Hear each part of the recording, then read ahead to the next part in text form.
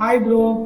இன்னைக்கு நம்ம என்ன வீடியோ பார்க்க போறோம்னு பார்த்தீங்கன்னா, ஃப்ரெண்ட்ஷிப்னா என்ன, என் லைஃப்ல என்ன நடந்துச்சு அவங்களோட அப்படின்னு சொல்லிட்டு ஒரு சின்ன ஒரு ஸ்டோரி தான் வந்து சொல்லலாம்னு இருக்கேன். வாங்க வீடியோ பார்த்து. என்னன்னா காலேஜ் லைஃப்ல ஜாலியாக போச்சு, ரொம்ப க்ளோஸ். அந்த பசங்க கூட நிறைய பேசும், எதுவுமே எடுத்துக்க மாட்டாங்க. செம்ம ஃப்ரெண்ட்ஷிப் இருந்துச்சு. காலேஜ் லைஃப் ஃபுல் ஸ்டாப் ஆயிடுச்சு. சரிங்களா, ஒரு கட்டத்துக்கு மேலே ஸ்டாப் ஆயிடுச்சு. ஆளுக்கு ஒரு ஒர்க் போயிட்டோம், நாங்களும் ஒர்க் போயிட்டோம், எல்லாமே இருக்கும். ஓகேங்களா, அந்த டைம்ல நான் வந்து என்ன பண்ணேன், சில ஹெல்த் இஷ்யூஸ்னால வேலையை ட்ராப் பண்ண வேண்டியதாக இருந்துச்சு. ஸோ அதனால் மறுபடியும் உள்ளூருக்கே வந்தாச்சு. சரிங்களா, உள்ளூரில் இருந்து இங்கே ஒரு ஜாப் கிடச்சி இங்கே நான் ஒரு வேலை பார்த்துட்டு இருக்கேன். ஓகேவா, ஏன்னா இங்கே ஒரு நல்ல ஜாப்னா ஒரு வேலை பார்த்துட்டு இருக்கேன். அந்த டைம்ல வந்து ஒருத்தர் வந்தான், காலேஜ் ஃப்ரெண்டு தான். சரிங்களா, அவன் வந்துட்டு மெசேஜ் பண்ணுறான், ப்ரோ என்ன பண்ணுற? இருக்கேன் ப்ரோ, ஏதோ ஒரு வேலை இருக்கு ப்ரோ, இந்த மாதிரி கம்மி சேலரி தான். உங்களுக்கு தான் தெரியுமே, எல்லாருக்கும் கம்மியான சேலரி தான் கிடைக்கும்னு சொல்லிட்டு நானும் அந்த மாதிரி தான் கம்மியான சேலரி தான் இருந்தேன். அப்படி இருக்கும்போது அந்த பையன் பேசுவான், ப்ரோ எனக்கு 25,000 சம்பளம் ப்ரோ அப்படின்னு. சரி ப்ரோ, நல்லா இருக்கு ப்ரோ அப்படின்னு சொல்லிட்டாங்க.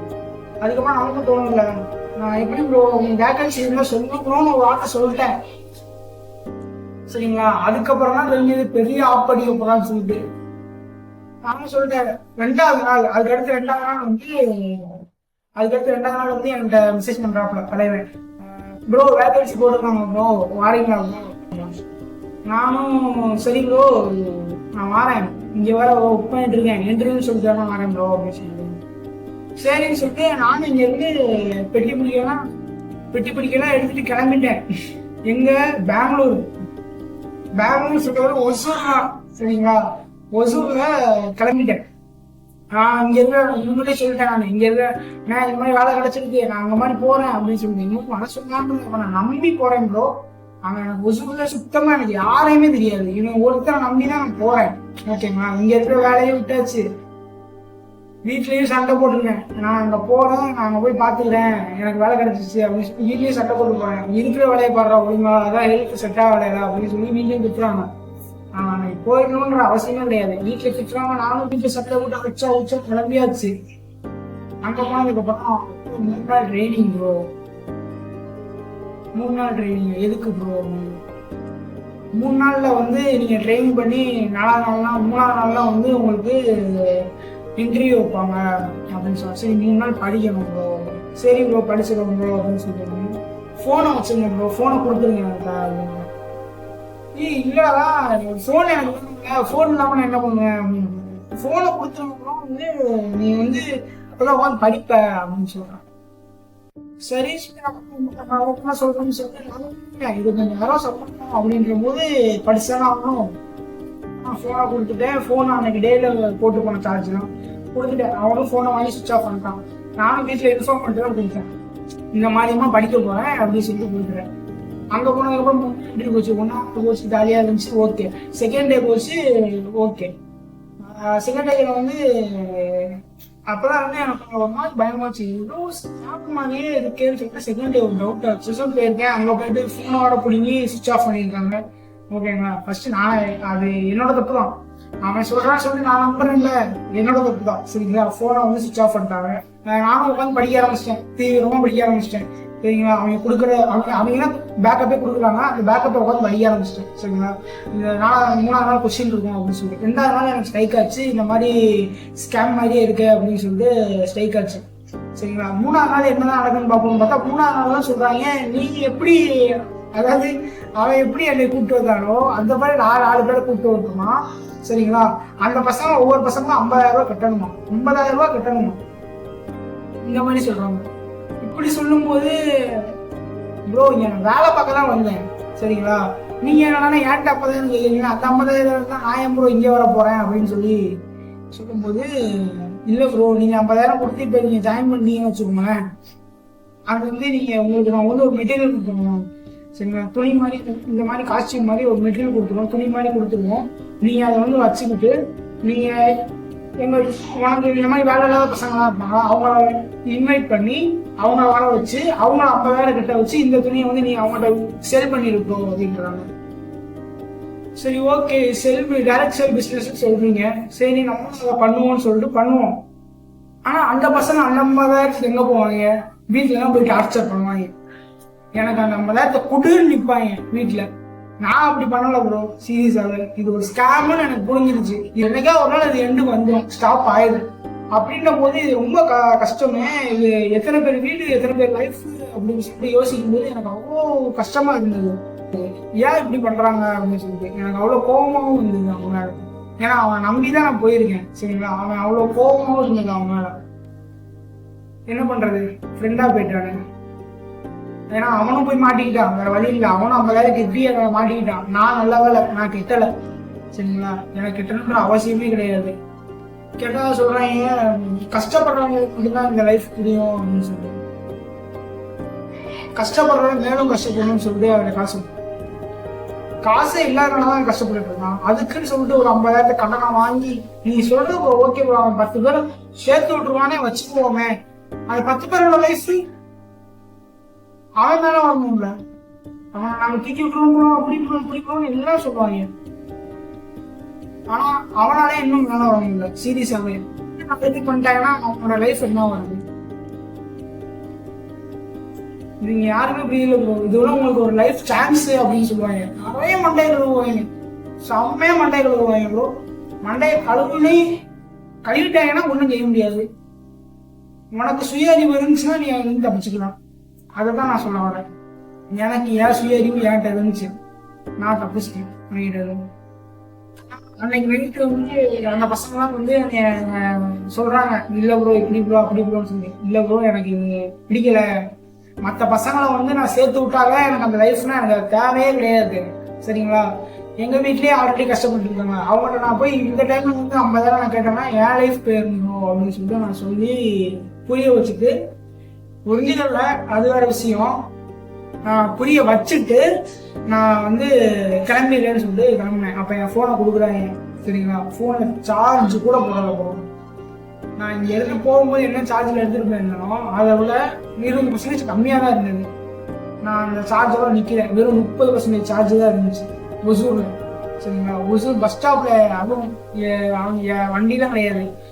போகும்போது நல்லா பிக்கப் பண்ணிட்டு போனாங்க. சரிங்களா, ஆனா அதுக்கப்புறம் வந்து என்னை நடக்க வச்சே கூப்பிட்டு போனாங்க. எனக்கு ஒன்றும் அதுக்கப்புறம் பெரிய விஷயமே தெரியல. நான் வந்து போய் நடந்து பஸ் ஸ்டாப்ல விட்டுட்டு கிளம்பிட்டாங்க. நான் பஸ் ஸ்டாப்ல உட்காந்துருக்கேன். அடுத்து என்ன பண்றது, வீட்லயும் சண்டை போட்டு வெளியே போயாச்சு. சரிங்களா, வீட்லயும் சண்டை போட்டு வெளியே போயாச்சு. இருக்கிற வேலையும் விட்டாச்சு. ஆல்ரெடி ஒரு வேலை பார்த்துட்டு இருந்தேன், அந்த வேலையை விட்டுட்டு போயிருந்தேன். சரிங்களா, அவங்க போய் ஒசூர்ல உட்காந்து எனக்கு அழுகுறேன். என்னடா இப்படி ஏமாந்துட்டோமே இவனை நம்பி அப்படின்னு சொல்லிட்டு ரொம்ப ஒரு மாதிரி ஃபீலிங் ஆயிடுச்சு எனக்கு. அந்த டைம்ல தான் வந்து அந்த டைமும் என்னை காப்பாற்றினது வந்து ஒரு ஃப்ரெண்டு தான் இருக்கும். சீரியஸா அவன் பேர் வந்து பொண்ணுக்குமார், சொல்லியே ஆகணும்.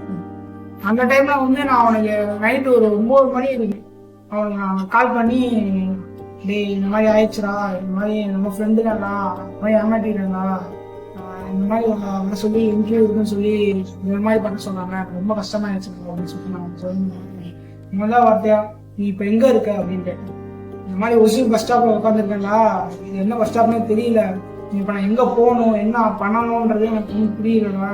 வீட்டுக்கு போயிருக்கீங்க. அப்பா அவன் சொன்னான், வீட்டுக்கு போயிருக்காமடா. என்னடா வீட்லேயே இந்த மாதிரி சண்டை போட்டு வந்துட்டேன். சரிங்களா, வீட்லேயும் இந்த மாதிரி சண்டை போட்டு வந்துட்டேன். இந்த மாதிரி இருக்கிற வேலையை விட்டேன்டா. இப்போ இன்னுமே எங்க வெட்டியாக உட்காந்துருக்கேன், என்ன பண்ணுறேன்னு சொல்லிட்டு உட்காந்து அழியிறாங்க இந்த பஸ் ஸ்டாப்ல. அந்த டைம்ல வந்து அவன் சொல்றான், சரிடா ஓகே எங்க பேசாம எங்க ரூமுக்கு வந்துரு அப்படின்றான். நீ எங்கடா இருக்கா அப்படின்னு. அவன் பெங்களூர்ல இருக்கேன்.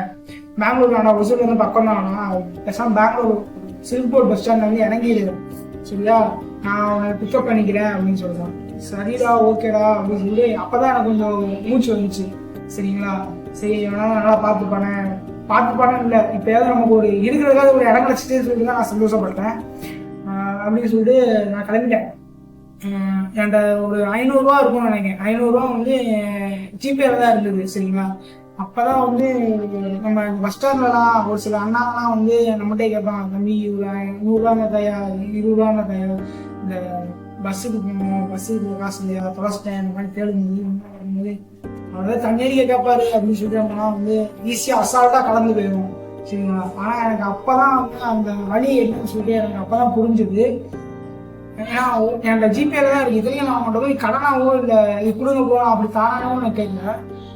அங்கே இருக்கிற ஒரு சில பேர்கிட்ட நான் போயிட்டு எனக்கு ஜிபே தான் ப்ரோ, ஜிபே பண்ணி விட்டுருந்தேன் ப்ரோ, எனக்கு கையில் அமௌண்ட் கொடுங்க ப்ரோ அப்படின்னு சொல்லிட்டு. ஏன்னா லாங்குவேஜ் வேற கொஞ்சம் அவங்க வேற லாங்குவேஜில் பேசியிருந்தாங்க, எனக்கு கன்னடத்தில் பேசிட்டு எனக்கு கொஞ்சம் அந்த மாதிரி இதாக இருந்துச்சு. நான் அவங்கள்ட்ட கேட்குறேன், இந்த மாதிரி ஜிபே பண்ணிட்டேன், கடையிலலாம் போய் கேட்குறேன், எங்கேயுமே கேட்குறேன், யாருமே வந்து கொடுக்கல, தரவும் இல்லை அமௌண்ட்டு. நான் ஜிபே பண்ணிட்டேன் கொடுங்க அப்படின்னு சொல்லிட்டு நான் கேட்குறேன் நிறைய பேர். அவங்களாம் வந்து யாருமே வந்து எனக்கு அப்போ உதவலை. அப்போது தான் எனக்கு அப்போல்லாம் வந்து அந்த அண்ணா எவ்வளோ கஷ்டப்பட்டுருப்பாங்க, நம்மளாம் வந்து ஈஸியாக இருப்பாங்க நடந்து போயிட்டோமே அப்படின்னு சொல்லிட்டு எனக்கு நிறைய ஃபீல் ஆச்சு. அப்போ சரின்னு சொல்லிட்டு பக்கத்துல ஏடிஎம் தேர்ந்தோடனே ஒரு 1 கிலோமீட்டரில் ஒரு ஏடிஎம் இருந்துச்சு. நடந்தே போனேன் சரிங்களா. ஸ்கூல் அப்போ பார்த்துட்டு நடந்தே போயிட்டு ஏடிஎம்ல எடுத்துட்டு இப்போதான் காசு எடுத்துட்டு மறுபடியும் நீங்கள் பஸ் ஸ்டாப் போகிறேன், பஸ் ஏறி போவீங்களா, ஏன்னா கையில் ஜிபே வந்து பண்ண முடியாது பஸ்ஸில். எனக்கு அதனால வந்து கையில் காசு எடுத்துட்டு அவன் சொல்லிட்டான், இந்த மாதிரி வாடா அங்கேருந்து சில்க் போர்டு வந்துரு அப்படின்னு. சரின்னு சொல்லிட்டு நான் பஸ் ஏறி சில்க் போர்டு டிக்கெட் எடுத்துட்டு உட்காந்துட்டேன். அப்போ வந்து எனக்கு சில்க் போர்டு சொல்றதுக்கு எனக்கு தெரியாது, அதெல்லாம் வாட்ஸ்அப்பில் மெசேஜ் அனுப்பியிருந்தான், அதெல்லாம் காமிச்சிட்டு இந்த மாதிரி இந்த ஸ்டாப் போகலாம் அப்படின்னு சொன்னதுக்கப்புறம் சில்க் போர்டில் இறக்கி விட்டாங்க. ஃப்ரெண்டு பொண்ணுமான்ற ஃப்ரெண்டு எனக்கு இல்லைன்னு சொல்லுவாங்க, சீரியஸாகவே சொல்கிறேன். நான் என்ன நிலமையில இருந்து போய் எனக்கு தெரியாது சரிங்களா. அவன் என்ன வந்து என்னை கூப்பிட்டு போய் அங்கே பார்த்துக்கிட்டான். காலையில் வந்து பிக்கப் பண்ணி அவன் ரூமுக்கு கூப்பிட்டு போய் ஒரு நாள் ஃபுல்லாக நான் அங்கே தான் இருந்தேன். ஆஃபீஸ்லேருந்து கொடுத்து அக்காமடேஷன் இருப்பாங்களா அந்த மாதிரி ஒரு ரூம்லாம் வந்து இருக்கிறாங்க. நான் அந்த ரூமில் போயிட்டே இருந்தது சரிங்களா. ஒரு நாள் ஃபுல்லாக நான் அப்படி தான் இருந்தேன். இருந்துட்டு அதுக்கப்புறம் அவன் வந்து எனக்கு வேலைக்கும் அரேஞ்ச் பண்ணுறான். இந்த மாதிரி ஆஃபீஸில் பேசி என் கூட படித்த பையன் தான் அப்படின்னு சொல்லிட்டு வேலைக்கு அரேஞ்ச் பண்ணிட்டான். நானும் வந்து ஆஃபீஸில் போயிட்டு ரெசியூம்லாம் கொடுத்து ஆல்ரெடி இங்கே தான் ரெசியூம் கலெக்ட் பண்ணி தான் போயிடுவேன். அந்த ரெசியூம்லாம் கொடுத்து அங்கேயும் ஜாயின் பண்ணுறேன். இப்படி ஒரு ஃப்ரெண்டு இல்லாட்டி என் நிலமா அன்னைக்கு என்ன வந்துருக்கும் யோசிச்சு பாருங்க. வீட்லயே சண்டை போட்டாச்சு, வேலையும் கிடையாது, இதுக்கப்புறம் வீட்டுக்கு போறதுக்கும் அமௌண்ட் கிடையாது, எப்படி இருந்திருக்கும். நம்பலாம், யாரை நம்பணுன்றது எல்லாருமே ஃப்ரெண்டு தான், யாரும் இல்லைண்டா. ஆனா எந்த ஃப்ரெண்டை நம்பணுன்றது சரிங்களா.